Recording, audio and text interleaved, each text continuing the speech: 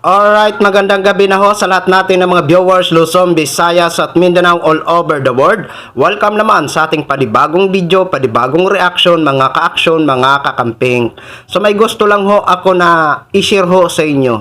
Regarding ho ito sa naging example ni Congressman Bong Suntay. O ito, lagi na lang ho sablay, kaya lagi din po siya nasusupalpal. Dito hindi ho siya umubra dito kay Congressman Bini Abante. Sinupalpal ho siya dito ho, mga ka-aksyon, mga kakamping. Ano na ba ang nangyayari dito? Lagi na lang sablay.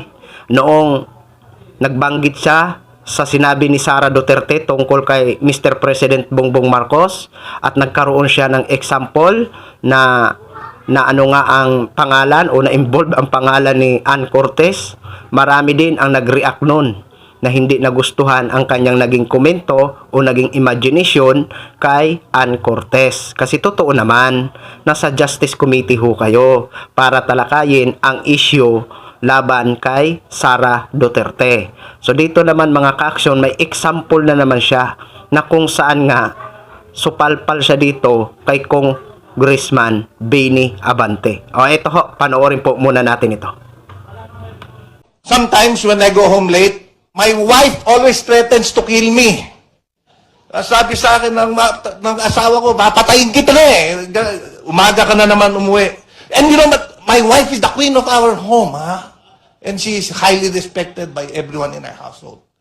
But you know, I am still alive. And my wife only kills me with love. Common sense dictates that if you are really serious in killing someone, you do not announce it to the whole world. Why would you announce that you will kill someone if you really intend to kill someone? Common sense dictates otherwise. Thank you, Madam Chair. Madam Chair. Thank you. Honorable Abante. With due respect to Congressman Suntay, I do not know if he is lawyering with for the Vice President, because I would even think that he is right now defending her. Pero ito you have seen the video. Whether it be that he is joking, that's between her, diba? Thing is this, that amounts to a credible threat against the President, the First Lady, and the Speaker. That is not political noise, just like what he's saying about his wife. What he's saying about his wife is only political noise. No, but my wife But that not a is not politician. political noise, Madam Chair. That is a red flag for national stability and constitutional order. Why? The Vice President is not a private citizen. The wife of Congressman Suntay is a private citizen, but not the Vice President. The office of the Vice President carries access, influence, and security resources.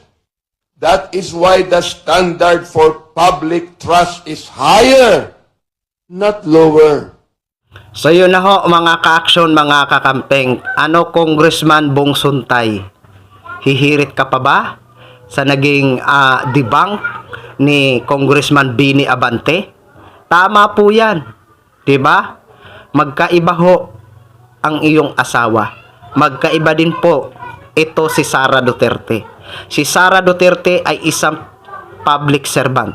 Pangalawa sa pinakamataas na opisyal ng ating bansa. 'Di ba? Iyong asawa nyo po is private citizen. Dito po ang issue ay kay Sara Duterte. 'Di ba? Official po si Vice President. Tama po ang sinabi ni Congressman Bini Abante. 'Di ba? Kaya dito tayo nag-aano dito sa mga example ni Congressman Suntay kasi nga hindi naman ang layo para sa akin, ang layo ng kanyang mga example. 'Di ba? Ang laki ng diferensya. Ito si Vice President Sara, public official po ito. Public official na hindi dapat niya sabihin ang mga bad na mga hindi kaaya-aya na pakinggan bilang siya ay isang public official. 'Di ba? Kaya dito sa tingin ko lang mga ka-aksyon, dito sa mga threaten niya kay Mr. President Bongbong Marcos, may pananagutan na ho siya dito eh. at talagang ito ang isa sa mga dahilan kung bakit ho talaga siya ma-impeach, 'di ba? Kasi ang pangit ho talaga kung ang mga DDS ay natutuwa sa mga banat nito ni Sara Duterte kay Mr. President Bongbong Marcos. Tayo na mga may isip, hindi ho maganda para sa atin yun. Kasi isa siya public servant na kung saan dapat kumilos siya na may professionalism at respeto sa dignidad ng iba, mapa-opisyal man or mapa-ordinaryong tao. Di ba? O, yun lang ho, mga ka-action. Anong masasabi nyo dyan? O, i-comment nyo lang. Huwag nyong kalimutan mag-comment at lalong huwag nyong kalimutan na i-like ang ating video. Maraming salamat. At kung hindi ka pa nakapag-subscribe sa ating YouTube channel, paki-subscribe naman sa ating The Action Man. Maraming salamat po sa inyo. Maraming salamat po sa lahat natin ng mga viewers Luzon, Visayas at Mindanao all over the world. Ako po ang inyong lingkod, si The Action Man. Good evening, everyone.